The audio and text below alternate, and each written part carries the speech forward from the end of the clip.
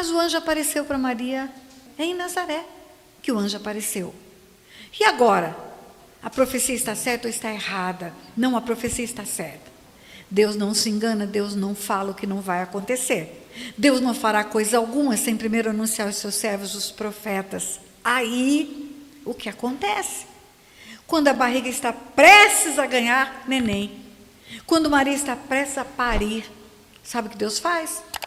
Deus usa um imperador romano. Deus usa até mula, queridos. Deus usa qualquer coisa que Ele quiser para fazer cumprir os planos dEle na terra. Deus usa um imperador acorda e pensa que é da cabeça dele, mas não é, uma influência de Deus. Fala para ele, faz um decreto, obriga cada um desses que estão debaixo do jugo de Roma a ir para as suas cidades para fazer um recenseamento. Eu quero saber quem é da tribo de Judá, quem é da tribo de Levi, quem é da tribo de Benjamim, quem é de qual tribo, e aí José é da tribo de Judá. E José tem que ir para Judá. Judá é a tribo de José. E a mulher está grávida. E José sabe que o que está no ventre dela é o Redentor. Porque ao mesmo tempo o anjo que ensina para ela que ela vai gerar o Messias, fala para José, não a deixe, porque o que dela está gerado é o Filho de Deus. Não a deixe. José sabe que o Redentor está na barriga dela, José sabe que já vai nascer.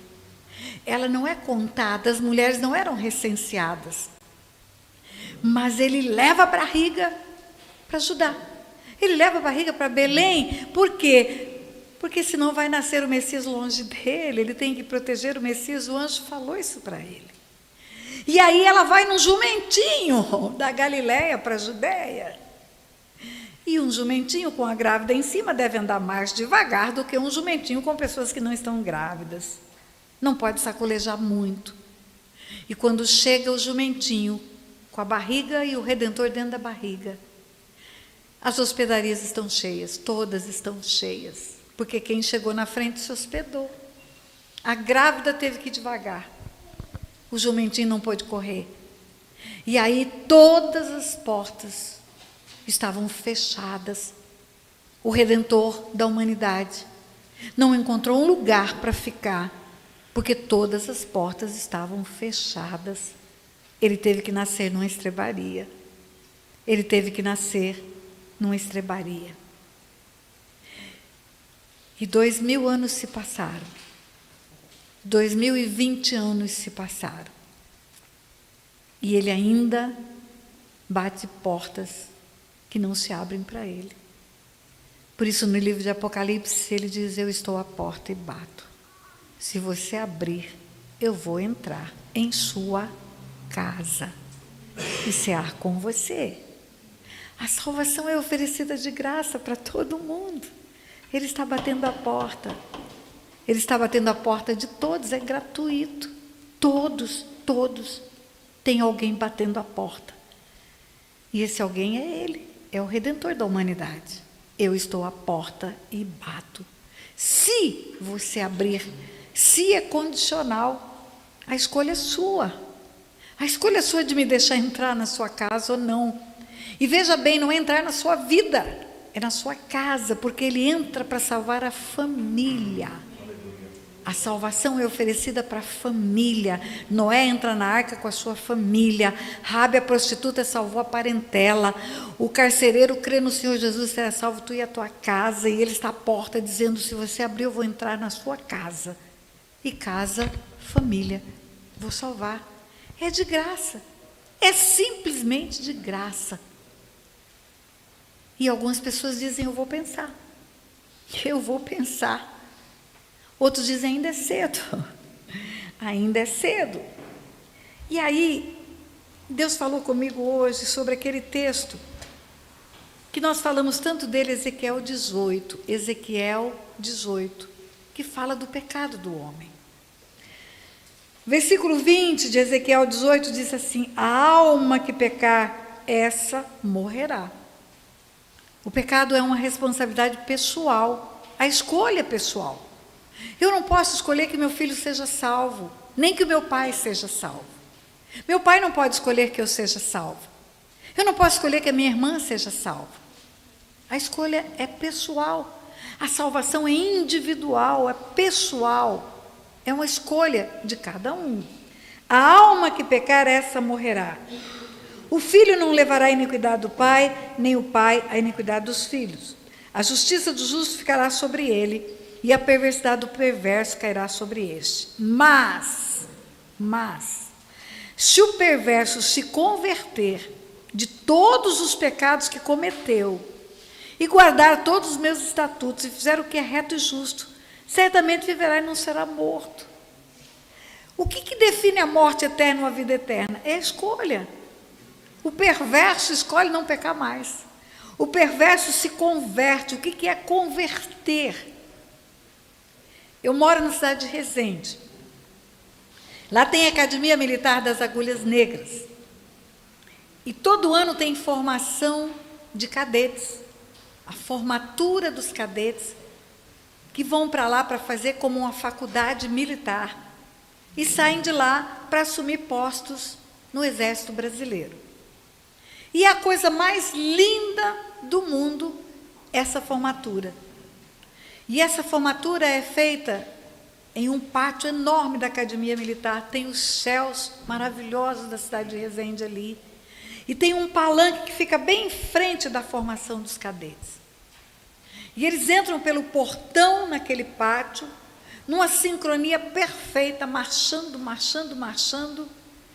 até que chega o momento que eles param para fazerem o recebimento das espadas, a entrega dos espadins, fazerem o juramento de honrar a pátria. Depois, eles dão uma meia volta, volver e saem daquele pátio. E as autoridades ficam ali naquele palanque, autoridades do judiciário, do legislativo e do executivo. E como juíza federal, na cidade de Resende, eu era a maior autoridade do judiciário ali. E eu ia para o palanque assistir a entrega de espadim. O presidente da República ia, o prefeito ia, o governador ia, as autoridades civis militares estavam ali, e eu estava ali como representante do judiciário, eu via de frente. Era maravilhosa aquela sincronia. E aqueles soldados vinham marchando, parece um só homem, mas eram centenas de rapazes. Alto, pá, para todo mundo. Aí tem a entrega do espadim. Assista um dia na internet para você ver. Aí, quando termina a entrega do espadim, eles vão sair. Aí tem que virar para a direita. Eles estão parados, eles tiveram a resposta do alto. Alto, aí, direita, vou ver, pá! Todo mundo vira ao mesmo tempo. Parece que é um só homem virando. E aí eles vão marchando na direção para sair daquele lugar. Eu falo que isso que é conversão. Você vai marchando numa direção, você vai marchando numa direção, você vai marchando numa direção, de repente você dá um stop, parou ali. Aí você muda de outro jeito, vai para outro lugar, vai tomar outra posição. É mudança de comportamento, é mudança de mente, é mudança de gosto, é mudança até do jeito de vestir, do jeito de conversar, do jeito de falar, do jeito de negociar, do jeito de trabalhar. A conversão implica em transformar você num péssimo empregado, num excelente empregado. A conversão implica em transformar você num cara abusado, num cara agora honesto, sério. Conversão é mudança. Você já viu converter carro de gasolina para álcool? Mudou o combustível, mudou a natureza do combustível, muda a natureza do seu combustível. Aquilo que te impulsionava, que eram espíritos imundos, agora não impulsiona mais. Agora o que te impulsiona é o Espírito Santo de Deus. É Ele que vai te dando a direção. E não é, eu falo para as pessoas que não é ou não são os dons do Espírito que vão dizer que você mudou. Não são os dons espirituais. Os dons espirituais são sobrenaturais. Dom de línguas, dom de interpretação de línguas, dom de curar enfermos, dom de revelação. Isso tudo é sobrenatural, é extraordinário. Mas isso não significa mudança. O que significa mudança, nova criatura, é o fruto do Espírito. É o que o Espírito Santo produz em você. amor, alegria, paz, benignidade, bondade, fidelidade, mansidão e domínio próprio. Porque uma pessoa pode falar em línguas e ter uma língua comprida e falar mal de muita gente. Ela ainda não se tornou nova criatura, ela tem um dom. Ela tem um dom sobrenatural. Meu filho é muito brincalhão, pastor Leonardo, ele fala: mãezinha, tem mulheres que têm o cabelo na cintura, o vestido na canela e a língua no joelho, porque fala mal de todo mundo. Não é o que você veste que vai te fazer nova criatura. Não é o seu cabelo que vai te fazer nova criatura. Não é o adereço que você tem que vai te fazer nova criatura, é o ser interior que você vai ser transformado. É a nova pessoa que vai nascer em você. Então, se o perverso se converter de todos os seus pecados que cometeu e guardar os meus estatutos, fizer o que é reto, vai viver, não vai morrer mais. Tem salvação para ele. Ele é perverso, ele fez tudo errado, mas um dia se arrependeu, parou, deu um stop, se converteu, mudou de rumo, mudou o combustível, agora é o Espírito Santo. Ele é outra pessoa, não vai mais morrer. De todas as transgressões que cometeu, não haverá lembrança contra ele. Pela justiça que praticou, viverá. Olha como é fabuloso esse versículo 22. De todas as transgressões que cometeu, não haverá lembrança contra ele. Deus não vai te lembrar do passado. Ele não vai lembrar a encrenca que você aprontou. Ele não vai te lembrar a sujeira que você fez. Você vai se tornar outra pessoa na presença dele. Era a pior prostituta. Eu não tenho dúvida que Maria Madalena era uma prostituta. Porque uma mulher que tinha 7 demônios não vive sem prostituição. Era mentirosa, era violenta. Ela é articuladora do erro, do mal, das trevas. Mas um dia ela tem um encontro com Jesus, ela muda. E porque ela muda, ela faz parte da caravana de Jesus, e porque ela muda, ela é a primeira pessoa a anunciar a ressurreição. Eita, Deus deu àquela mulher a incumbência de anunciar que ele ressuscitou dentre os mortos. Por quê? Porque o passado dela caiu no mar do esquecimento. Deus não joga no nosso rosto o que fizemos de errado quando nos arrependemos. Ele não joga no nosso rosto. Das transgressões que cometeu, não haverá lembrança contra ele. A justiça que praticou viverá. E ele faz uma pergunta: acaso tenho eu prazer na morte do perverso, diz o Senhor Deus, não desejo eu antes que ele se converta dos seus caminhos e viva? Deus não tem prazer na morte de ninguém. Deus não deseja que ninguém permaneça condenado. O inferno, o lago de fogo e de enxofre, não foi preparado para os homens. Foi preparado para Satanás e seus demônios, os anjos que perderam a posição original e se tornaram trevas. Para eles está preparado uma eternidade de condenação. Deus não tem prazer na condenação do homem. Agora, olha o versículo 24. Mas desviando-se o justo da sua justiça e cometendo iniquidade, fazendo segundo todas as abominações que faz o perverso, acaso viverá?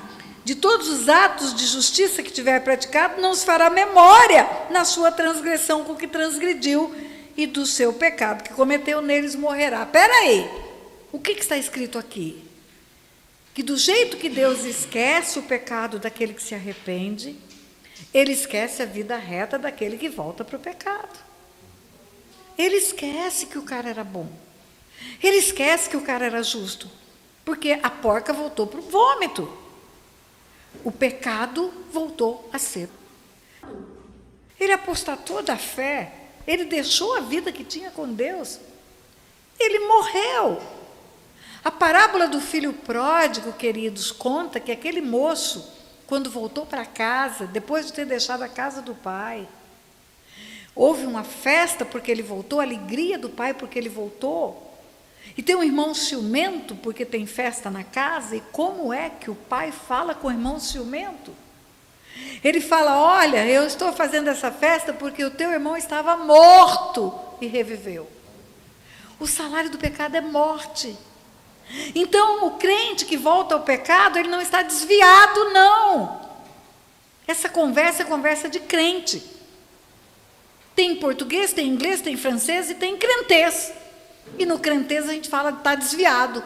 Mas pela Bíblia ele está morto. Ele está morto. O que é a morte? É a separação de Deus. O salário do pecado é a morte.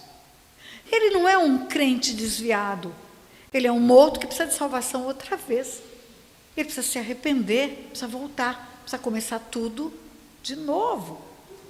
Desviando-se o justo da sua justiça, cometendo iniquidade, fazendo segundo todas as abominações que faz o perverso, acaso viverá?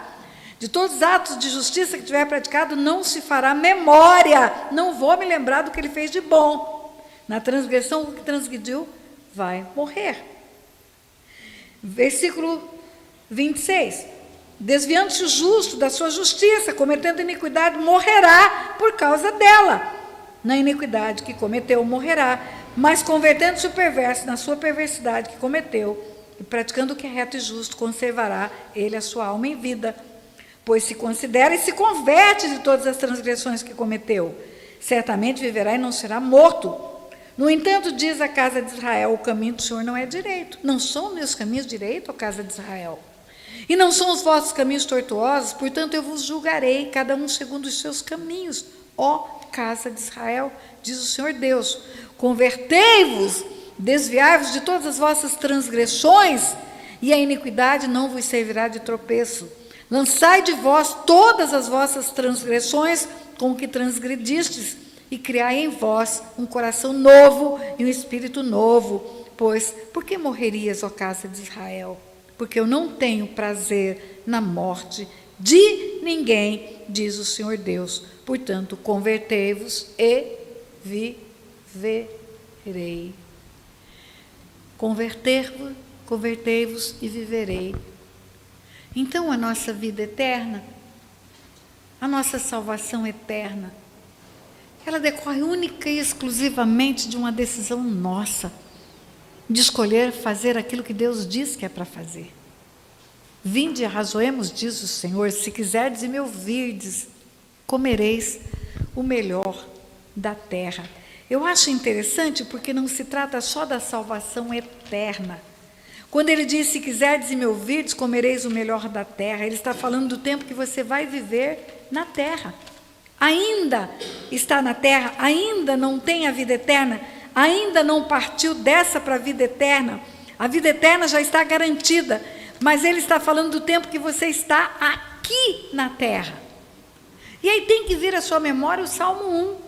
Bem-aventurado o homem que não anda no conselho dos ímpios, não se detém no caminho dos pecadores, nem se assenta na roda dos escarnecedores. Antes, o seu prazer está na lei do Senhor, e na sua lei medita de dia e de noite. Ele é como árvore plantada junto a correntes de águas, que no devido tempo dá o seu fruto e cuja folhagem não murcha, e tudo quanto ele faz será bem sucedido. Tudo quanto ele faz será bem sucedido. Os ímpios não são assim. São, porém, como a palha que o vento dispersa. Por isso os perversos não prevalecerão no juízo, nem os pecadores na congregação dos justos. Pois o Senhor conhece o caminho dos justos, mas o caminho dos ímpios perecerá. Deus não está falando só da vida eterna. Deus não está falando só que os perversos não prevalecerão no juízo final, que os pecadores do juízo final não ficarão na congregação dos justos. Ele está falando da vida aqui agora. Que homem que não quer prosperidade? Tem gente pregando prosperidade aí, enchendo a igreja de palavra de prosperidade. Tem gente fazendo campanha de prosperidade. Quem não quer ter prosperidade? Prosperidade é ser bem-sucedido em tudo. Em tudo. É ser bem-sucedido no casamento. É ser bem-sucedido nos negócios. É ser bem-sucedido na saúde. Prosperidade não é só dinheiro, queridos. Prosperidade é abundância de bênçãos na vida. E aqui diz, quando esse homem não anda no conselho do ímpio, não se detém na roda dos pecadores, não se assenta na roda dos escarnecedores, seu prazer está na lei do Senhor, tudo que ele faz será bem sucedido. Então não é só a vida eterna. Então essa conversão do homem ao Senhor, essa mudança de comportamento, o recebimento dessa graça que Deus oferece para nós, não vai só nos dar a vida eterna, mas vai nos dar a vida abundante. As bênçãos que estão aprovisionadas desde antes da fundação do mundo nas regiões celestiais, elas começarão a ser liberadas para a nossa vida. Porque na obediência existe uma recompensa. Deus recompensa os que lhe obedecem. Deus recompensa os filhos obedientes.